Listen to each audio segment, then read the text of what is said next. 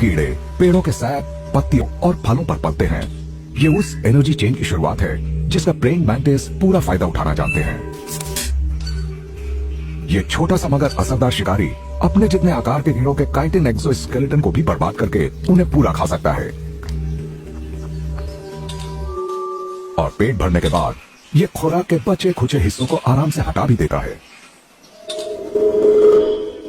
Praying mantis के लिए सफाई से जुड़ी ये मेहनत जरूरी है। शायद इस काम में इस कीड़े को मजा भी आता है क्योंकि ये इसकी तरफ पूरा ध्यान देता है।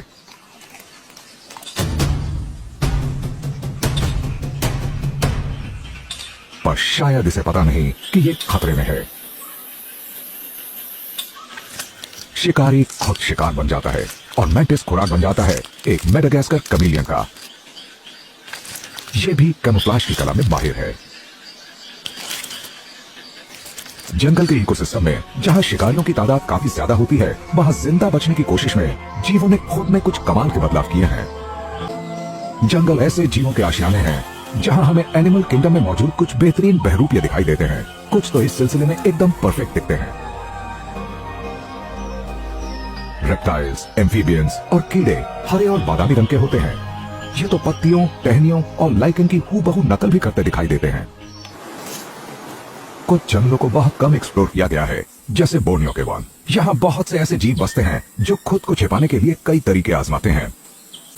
शिकारी और शिकार दोनों को ही अपने माहौल में घुल मिल जाना होता है। इसके कई फायदे होते हैं। बोर्नियो की ग्रीन क्रेस्टेड लेजर्ड का रंग जंगल की पत्तियों और लियानास जैसा होता है। इससे इन्हें हर जगह मंडरा रहे शिकारियों की नजर से बचने में मदद मिलती है।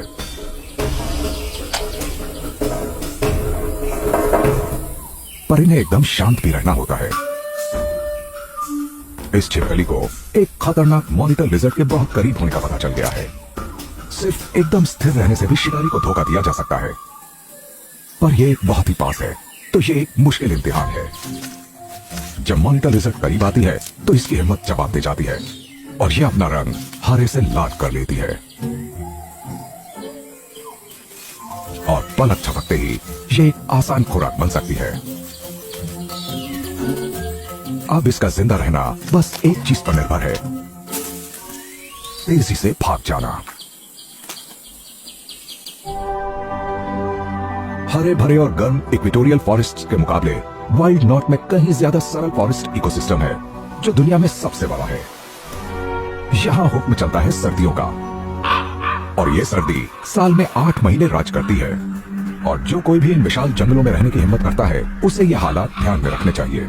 टाइगा के कॉनिफर्स को हवा और बर्फ बर्दाश्त करनी होती है। दरअसल कनिफेरस फॉरेस्ट यहाँ के चरम हालात को थोड़ा आसान बनाने का काम करते हैं।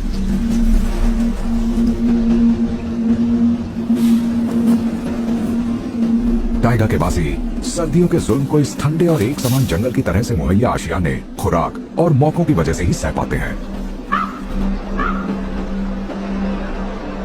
बड़े मैमल्स बहुत कम तापमान, बर्फ और खुराक की कमी को झेल जाते हैं। इस जमे हुए बियाबान में खुराक ढूंढना किसी के लिए भी आसान नहीं होता है।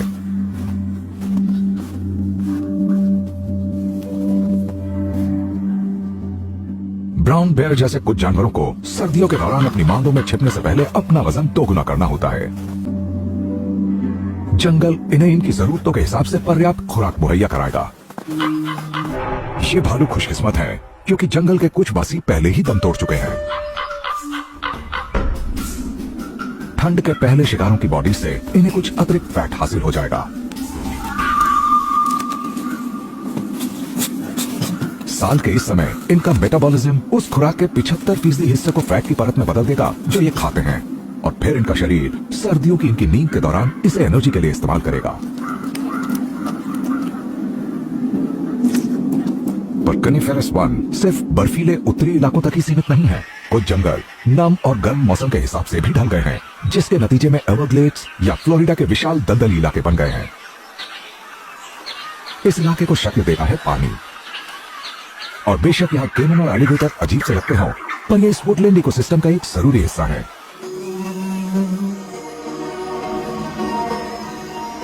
केमन की विरासत पुरानी है। ये यहाँ बोल्ड साइप्रस पेड़ों की जड़ों, तनों और शाखाओं के बीच रहते हैं।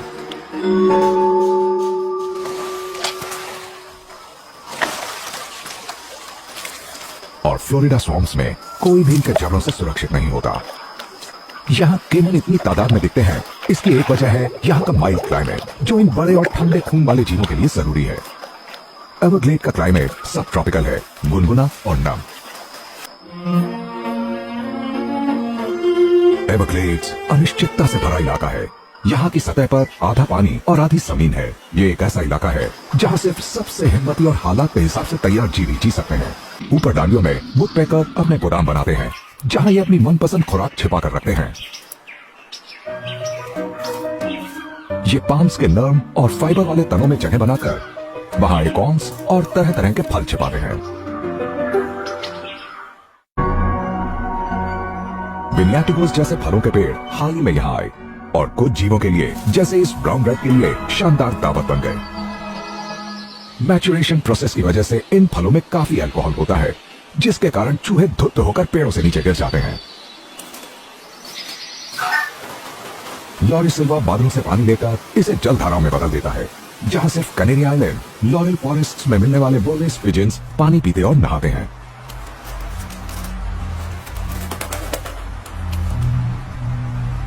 गर्मियों में ये उन कुछ पोखरों पर इकट्ठे हो जाते हैं जो सूखते नहीं।